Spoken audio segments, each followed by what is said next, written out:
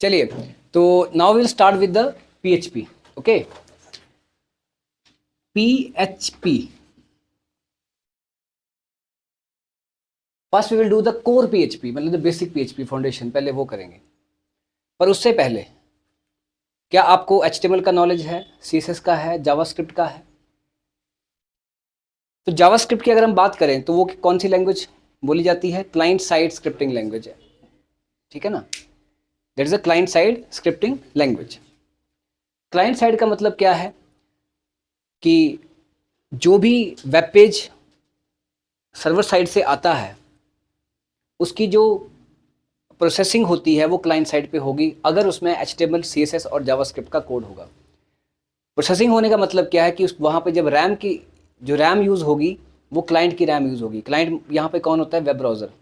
तो जिस मशीन पे, जिस कंप्यूटर पे वेब ब्राउज़र इंस्टॉल्ड है उसकी रैम यूज़ होगी अगर उस वेब पेज पे कोडिंग एचटीएमएल, सीएसएस और जावास्क्रिप्ट की है. गेटिंग?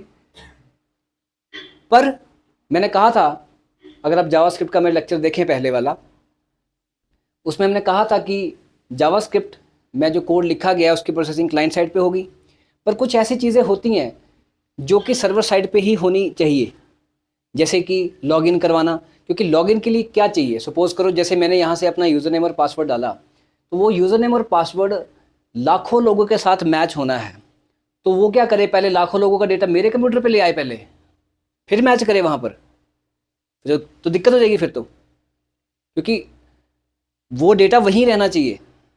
नहीं तो लाखों भी नहीं है, बिलियंस का डेटा है फेसबुक के पास, तो उन सब के साथ अगर मैच करने लगेगा तो वो डेटा पहले यहाँ लेके आएगा मेरे कंप्यूटर पे, है ना, मुझे दिखाने के लिए. ऐसा नहीं है, वो डेटा वहीं रहेगा. तो यहाँ से डेटा जाएगा और वो वहाँ जाके मैच होएगा. वहाँ जो प्रोसेसिंग के लिए भी प्रोग्रामिंग लैंग्वेज चाहिए, किन्हें चाहिए? वो फिर बैकएंड वाली होती है, वो सर्वर साइड बोली जाती है. पर जैसे कोई गेम बनानी है आपने, कैलकुलेटर बनाना है, उसके लिए कोई वहाँ पे नीड नहीं है. वहाँ पे जो, क्योंकि वहाँ पे सिंपल वेरिएबल्स वगैरह बनने हैं, जो भी बनेगा वो यहाँ पे आके भी बनाए जा सकते हैं. तो इसलिए सर्वर पे लोड नहीं बढ़ेगा. नहीं तो इतने सारे क्लाइंट्स अगर डेली रिक्वेस्ट करते हैं वहाँ पर तो सर्वर पे लोड पड़ जाएगा. जैसे आपका रिजल्ट आता है 10th का, +2 का, तो आपने देखा होगा साइट डाउन हो जाती है. क्यों? क्योंकि वो सर्वर पे लोड पड़ गया, क्योंकि वो डेटा वहीं से ही, क्योंकि जो आप अपना आईडी डाल रहे हैं, रोल नंबर डाल रहे हैं, तो आपका डेटा दिखाना उसने ना, तो वो काम बैकएंड पे ही हो सकता है, फ्रंट एंड पे हो ही नहीं सकता, क्योंकि वो डेटा वाला काम है. पर कुछ और काम की, जैसे आप देखते हो क्लिक करें बटन पे तो ये हो जाए, वो हो जाए, तो वो तो जावास्क्रिप्ट में हो सकता है, और उसकी जो प्रोसेसिंग होगी वो सर्वर साइड पे नहीं होगी, क्लाइंट साइड पे होगी. तो अगर 50 क्लाइंट्स ने एक्सेस किया जावास्क्रिप्ट वाला पेज, तो उनके अपने अपने कंप्यूटर की रैम यूज़ होगी, ना कि एक सर्वर, क्योंकि सर्वर एक है, क्लाइंट्स ज़्यादा हैं. पर in the case of what, result जब आता है तो इतने सारे क्लाइंट्स जब सर्वर पे अटैक करते हैं, क्योंकि यहाँ पे सरकारी जो है हमारा सर्वर एक ही होता है, वो इतना ज़्यादा अपडेट होता नहीं है, इसलिए आपकी साइट डाउन हो जाती है. पर फेसबुक का भी डाउन नहीं होता, गूगल का भी डाउन नहीं होता. क्यों? क्योंकि वो हमेशा अपडेट रहते हैं. तो पीएचपी उनमें से एक है सर्वर साइड लैंग्वेज. मतलब जो डेटा यहाँ से जाएगा उसकी जो प्रोसेसिंग होनी है, जो जो सर्वर साइड की रैम यूज़ करेगा, वो है पीएचपी. इसमें जो वेरिएबल बनेगा, कुछ भी बनेगा, एरे बनेगा, ये उन लोगों के लेक्चर है जिनको जावास्क्रिप्ट आता है. जो मैं वर्ड यूज़ कर रहा हूँ, वेरिएबल, एरे, तो इनके लिए जब मेमोरी चाहिए तो वो कौन सी यूज़ होगी? सर्वर साइड वाली, वहाँ की रैम यूज़ होगी. ये फ़र्क है. दूसरा, पीएचपी जो है, इसको हम, इसकी जो फुल फॉर्म ऐसे कहते हैं, प्री प्रोसेसर हाइपर टेक्स्ट, और फिर से पीएचपी, या पहले पीएचपी बोल दो, PHP hyper text pre processor. So what is this basically? Pre processor hyper text PHP. पहले इसका नाम होता था पर्सनल होम पेज, फिर बदल दिया. पर्सनल होम पेज मतलब उनका पर्सनल होम पेज, उनका, सर्वर वालों का. अब इसका नाम क्या है? Pre processor hyper text PHP. अब इसका मतलब कौन समझाएगा? क्योंकि मैंने कहा शब्दों के पीछे मीनिंग होता है. Pre processor hyper text PHP.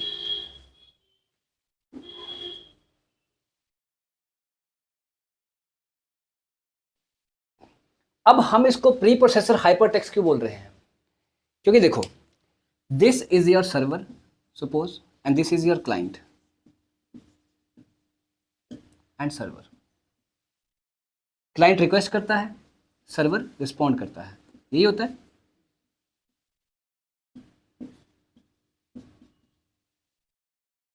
So client requests and server responds. अब यहाँ पे क्लाइंट कौन, कंप्यूटर नहीं, वेब ब्राउज़र। रिक्वेस्ट वो कर रहा है और सर्वर को कर रहा है। यहाँ पे बैठा होगा वेब सर्वर, वो भी सॉफ्टवेयर है, कोई कंप्यूटर नहीं। हाँ, पर क्योंकि जिस कंप्यूटर पे वो सॉफ्टवेयर इंस्टॉल होते हैं उसको फिर हम क्लाइंट बोल देते हैं और उसको सर्वर भी बोल देते हैं। अदरवाइज सर्वर वगैरह एक सॉफ्टवेयर होते हैं सारे। अब यहाँ से रिक्वेस्ट गई, कहाँ पे गई, सर्वर के पास। यहाँ पे पड़ा आपका डेटाबेस, जहाँ पे वेब पेजेस पड़े हैं या कुछ भी डेटा पड़ा है ना। आपने रिक्वेस्ट की, सर्वर क्या करेगा, सर्वर का काम क्या है, सिर्फ उस रिक्वेस्ट को हैंडल करना, डेटा अपने पास लेके नहीं घूमना। डेटा तो यहाँ पड़ा होगा ना, कहीं से डेटा सेंटर्स में पड़ा होगा। वो क्या करेगा, वो एक वेब पेज उठा के लेके आएगा वहाँ से। मान लो उसने, क्योंकि वेब पेज यहीं पे होगा, मेरे कंप्यूटर पे नहीं था वेब पेज, याद रखना। वो चाहे HTML हो, CSS, वेबसाइट हमारी यहीं पे अपलोड हुई है। उसमें से एक वेब पेज को उठा के लेके आएगा और अपने पास चेक करेगा पहले। अब देखेगा ये इसमें जो कोड लिखा गया वो किसका है, HTML का है, CSS का है, जावास्क्रिप्ट का है। कहता कोई मेरे काम का नहीं। वेब सर्वर बोलेगा इसको एज इट इज मैं नहीं छेड़ूंगा, मुझे समझ नहीं आता ये, या सिंपल बोलेगा मैं नहीं छेड़ूंगा और इसको क्या करेगा, यहाँ पे भेज देगा एज इट इज। और यहाँ पे बैठा हुआ क्लाइंट कौन, वेब ब्राउज़र। आपने देखा है उसको HTML भी समझ आता है, CSS भी आता है, जावास्क्रिप्ट भी आता है। उसको कन्वर्ट कर देगा डिज़ाइन फॉर्मेट में। फिर दोबारा रिक्वेस्ट गई, फिर एक और पेज आया, मान लो उसमें कोडिंग है PHP की। वो क्या करेगा, उसको उठाएगा अपने पास रखेगा, बोलेगा अच्छा PHP backend language, not only PHP, there are many other programming languages जो कि बैकएंड के लिए यूज़ होती है। जैसे मैंने कहा था पाइथन, जावा, कुछ भी हो सकता है, ठीक है, हम PHP कर रहे हैं। अब वो यहाँ पे आएगा उसके पास, उसको चेक करेगा, बोलेगा इसमें कोडिंग कौन सी है PHP की, इसको कहता है यहीं प्रोसेस कर। तो वो PHP के कोड को यहीं पे ही प्रोसेस कर देगा और कन्वर्ट कर देगा किसमें, HTML फॉर्मेट में, और फिर दे देगा यहाँ पर रिजल्ट आपको। तो कभी भी जो आपके पास पेज आता है उस पर राइट क्लिक करना, आपको HTML की जो कोडिंग है वो, सॉरी, व्यू पेज सोर्स करना, उसमें आपको HTML की कोडिंग मिलेगी, CSS की मिल जाएगी, जावास्क्रिप्ट की मिल जाएगी, बट PHP कभी नहीं होगी क्योंकि वो यहाँ पे आता ही नहीं कोड। अब देखो क्लाइंट के व्यू पॉइंट से अगर हम देखें तो मतलब प्री प्रोसेसर हाइपरटेक्स्ट क्यों बोल रहा है, क्योंकि जो इसके पास हाइपरटेक्स्ट पहुंच रहा है, जो HTML फॉर्मेट पहुंच रहा है, वो पहले ही प्रोसेस होकर के आ रहा है, पहले ही प्रोसेस होकर के आ रहा है, ऊपर ही सर्वर साइड पे ही वो प्रोसेस होकर के आ रहा है। तो इसलिए इसको क्या बोल रहे हैं हम, pre processor hypertext. Clear now. ऐसा कुछ नहीं कि इसमें ज़्यादा मुश्किल होगा, इसमें आपको जो है चलेंगे वही वेरिएबल्स वगैरह, सब कुछ लूप्स वगैरह वही चलेंगी, कुछ चीज़ें एक्स्ट्रा होंगी। और इसके लिए अब क्या है, एक चीज़ और चाहिए। अब अगर आप PHP सीखेंगे और PHP का कोड लिखेंगे सपोज, तो वो वेब ब्राउज़र तो उसको जो वेब ब्राउज़र है उसको समझ नहीं पाएगा PHP कोड को, उसको एज इट इज दिखा देगा कोड जो लिखा होगा, उसको कन्वर्ट नहीं करेगा। तो इसके लिए आपको एक सर्वर चाहिए, अब मतलब आपको सर्वर भी चाहिए, अब सर्वर सॉफ्टवेयर भी चाहिए आपको। तो अब सर्वर हमें कौन देगा वहाँ प्रैक्टिस करने के लिए, कोई देगा नहीं, ये देगा चलो भाई मेरे प्रैक्टिस कर लो, गूगल बोल रहा है या बोल रहा है, क्योंकि PHP कोड को कौन कन्वर्ट करेगा, समझेगा कौन, सर्वर समझेगा, वेब सर्वर समझेगा। तो वो कोई देगा नहीं, तो हमें अपना इंस्टॉल करना पड़ेगा लोकल सर्वर अपने मशीन पर, हो जाता है। तो मैं क्या करूँगा, इसी मशीन को जो हमारे पास मशीन पड़ी उसमें मैं सर्वर सॉफ्टवेयर इंस्टॉल कर दूंगा, वेब सर्वर इंस्टॉल कर दूंगा। तो वो जब मैं उसको ऑन करूँगा तो मेरी मशीन एक्ट करेगी एज सर्वर भी और क्लाइंट भी, उसी में सर्वर उसी में क्लाइंट, क्योंकि अभी तो मैं बाहर जाऊँगा नहीं ना। तो वो वेब सर्वर जो है, जो PHP के कोड को समझता है, वो हमारे मशीन पे इंस्टॉल हो सकता है, गेटिंग, जिसको हम लोकल सर्वर का नाम दे देंगे। अब उस सर्वर का नाम क्या है, जो वेब सर्वर है, सॉरी पूरा नाम उसको क्या बोलते हैं, सर्वर नहीं वेब सर्वर, क्योंकि ऐसे ना सर्वर बहुत सारे होते हैं, कोई वेब सर्वर है, कोई डेटाबेस सर्वर है, कोई ईमेल सर्वर है, कोई प्रॉक्सी सर्वर है, बहुत तरह के सर्वर्स होते हैं, उसकी मैं बात कर रहा हूँ वेब सर्वर की। वेब सर्वर जो है जो बैकएंड लैंग्वेजेस को प्रोसेस करता है। जैसे अगर जावा करेंगे आप तो उसके लिए वेब सर्वर जो होगा वो कुछ और होगा। पीएचपी का जो वेब सर्वर उसका नाम है Apache. Apache is the web server of PHP. Apache वो वेब सर्वर है जो पीएचपी लैंग्वेज को समझेगा, प्रोसेस करेगा और कन्वर्ट करेगा एचटीएमएल फॉर्मेट में। जैसे वेब ब्राउजर एचटीएमएल लैंग्वेज को समझता है, सीएसएस को समझता है, जावास्क्रिप्ट को समझता है, और ये जो है ये आपकी पीएचपी लैंग्वेज को समझता है। ये सॉफ्टवेयर है, ये करेगा प्रोसेस उसको, अपाचे। अब या तो हम अपाचे अलग से करें या सिंपल एक पैकेज बनाया हुआ है जिसको कहते हैं वैम्प या जैम्प, ठीक है ना, जिसमें जिसमें अपाचे तो है ही है, हमें डेटाबेस से मिल जाएगा, जैसे कि माई है, ठीक है। तो अपाचे जो है वो इसका वेब सर्वर है। तो मैंने कहा इसको क्या मिलेगा, या तो जैम्प लेंगे हम, या मैम्प लेंगे, या वैम्प लेंगे। जैसे वैम्प कोई सॉफ्टवेयर नहीं है, एक पैकेज है जिसके अंदर अंदर सॉफ्टवेयर हैं। वैम्प हो गया, जैम्प हो गया, मैप हो गया, ऐसे हैं, लैम्प भी है, LAMP। अब ये जो वैम्प है इसकी क्या है, इसमें क्या क्या है, एक तो ये है विंडोज़ प्लेटफॉर्म के लिए, तो Windows, W for Windows, A stands for Apache, M stands for MySQL। MySQL is what, DBMS, database management system, वो भी इसके अंदर मिल जाएगा आपको, ये भी सॉफ्टवेयर है। और एक फॉर PHP लैंग्वेज।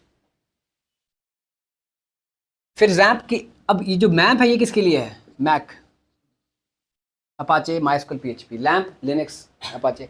जो जैम्प है ना वो सभी पे चल जाता है। अब X स्टैंड्स फॉर एनी हो गया, A for Apache, M for MySQL। इसमें P फॉर PHP और एक और चीज़ भी है इसमें, पर्ल, PERL, ये भी एक लैंग्वेज है, ये भी बैकएंड लैंग्वेज है पर्ल। पर इसमें कंसोल भी बन जाती हैं, डेस्कटॉप भी बन जाती हैं और बैकएंड वाली भी बन जाती हैं पर्ल में। ये भी एक प्रोग्रामिंग लैंग्वेज है पर्ल, गेटिंग। तो हमें क्या चाहिए, मान लो अगर आपका विंडोज़ यूज़ करें तो वैम्प यूज़ कर लो, पर मेरे हिसाब से हमें जैम्प चलना चाहिए, ज़्यादा अच्छा, जल्दी से इंस्टॉल होता है। ये तो कई बार वैम्प जो है दिक्कत देता है इंस्टॉल करने में। तो यू विल डायरेक्टली गो, जिन्होंने डेटाबेस किया था उनको तो जैम्प बताया भी था, नहीं किया तो कोई नहीं, you can install.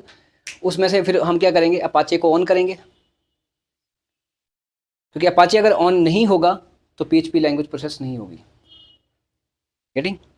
So we need this thing actually to jump into the PHP। The next thing is what, the code, कि वो हम कोड कैसे लिखेंगे, how to print a first message in PHP। अगर PHP में जाकर के हमें एक पहला मैसेज प्रिंट करवाना है तो वो कैसे करवाएंगे। तो उसके लिए सिंपली क्या करेंगे, आप यहाँ पर आप PHP में जाएंगे, मतलब आप सिंपल जो आपका VS कोड वगैरह उसमें जाएंगे, फाइल ओपन करेंगे, बस एक्सटेंशन आपके दे देंगे .php, .html नहीं, तो एक्सटेंशन आप देंगे .php, और उसमें आप क्या करेंगे, ऐसे लगाएंगे क्वेश्चन मार्क PHP, ऐसा लिखेंगे, और फिर जहाँ तक चलना है वहाँ पे फिर क्वेश्चन मार्क और ये बंद, और जो कोड लिखना है यहाँ लिख देंगे। अब सपोज मैं एक पहला मैसेज दिखाना चाहता हूँ तो मैं क्या लिखूँगा, एको, ECHO, और डबल कोर्स स्पेस दूंगा, डबल कोर्स में लिखूँगा welcome to PHP, and then statement terminator, statement खत्म हो गई। तो क्या लिखा मैंने यहाँ पे, PHP, ये जैसे हम लिखते ना जावास्क्रिप्ट में, क्या लिखते थे हम, स्क्रिप्ट टैग लिखते थे शुरू करने के लिए, यहाँ पे क्या लिख देंगे, ये लिख देंगे। और एक और भी होता है, स्क्रिप्ट टैग लगाते हैं, स्क्रिप्ट में आता है आगे language, language is equal to PHP, उससे भी होता है। जब आप स्क्रिप्ट टैग लगाते हैं ना, उसमें एक आगे करके एट्रीब्यूट आता है लैंग्वेज, उसमें एक होता है language is equal to JavaScript, language is equal to PHP, वो भी हो सकता है वहाँ से स्क्रिप्ट टैग बंद करके। और एक ये भी है, तो आपने जो भी कोड लिखना है वो इसके अंदर लिखना है। अब अगर इनके अंदर वही बात आ गई कि अगर आपने कोई HTML का कोड लिखना है तो वो इसके अंदर नहीं लिखा जा सकता। हाँ, एको में डबल कोर्स में लिखा जा सकता है, जैसे उसमें लिखते थे जावास्क्रिप्ट डॉक्यूमेंट डॉट राइट के अंदर, हाँ बाहर लिखा जा सकता है। और ऐसा नहीं कि आप इसमें एक ही PHP टैग लगा सकते हैं, कुछ और काम करने के बाद फिर से शुरू किया फिर से बंद कर दिया। तो जो भी PHP का कोड होगा वो यहाँ लिखा जाएगा। ओके, तो अगर मैं इस पेज की एक्सटेंशन लिखता हूँ .html पेज में HTML का कोड लिखा जा सकता है, उसका CSS का लिखा जा सकता है, जावास्क्रिप्ट का लिखा जा सकता है, बट PHP का नहीं। बट .php पेज में सबका लिखा जा सकता है, HTML का भी, CSS का भी, जावास्क्रिप्ट का भी और खुद PHP का भी, जिसकी एक्सटेंशन .php होगी। क्लियर? सो ये हम क्या करेंगे, मान लो कोड वगैरह लिखा .php से किया और फिर हमें क्या करना पड़ेगा, उसको रन करना पड़ेगा, पहले उसको सेव करना पड़ेगा। यहाँ पे आपकी मर्जी से सेव नहीं होगा, ये सेव होगा जहाँ पे आपका ज़ैम्प इंस्टॉल हुआ है उसके अंदर फोल्डर होगा, htdocs फोल्डर होगा, उसके अंदर जाकर के फिर फोल्डर बनाएंगे, उसके अंदर फिर इंस्टॉल करेंगे, उसको पेज को सेव करेंगे, फिर ब्राउज़र पर जाके उसका पाथ देंगे, फिर रन होगा। वो सिंपल नहीं है, वो हम बताएंगे प्रैक्टिकली आपको।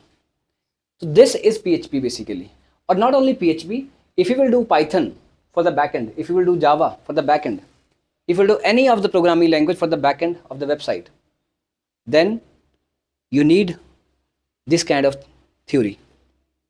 हाँ, ये अलग बात है, कल को आप अगर जावा करते हैं तो उसका ये कोड, ये वाला कोड अलग होगा, बट फंडा वही रहेगा, उसका वेब सर्वर कुछ और होगा। मान लो जावा का कोड अगर आपने रन करना है तो कोई और है, ग्लास फिश है, या सपोज आपका वो क्या कहते हैं टॉम कैट है, ठीक है। फिर एक और लैंग्वेज है आपकी ASP.NET, C#, माइक्रोसॉफ्ट वालों का प्लेटफॉर्म है, वो भी बैकएंड के लिए यूज़ होती है, उसका वेब सर्वर कोई और है, IIS है, इंटरनेट इंफॉर्मेशन सर्विसेज।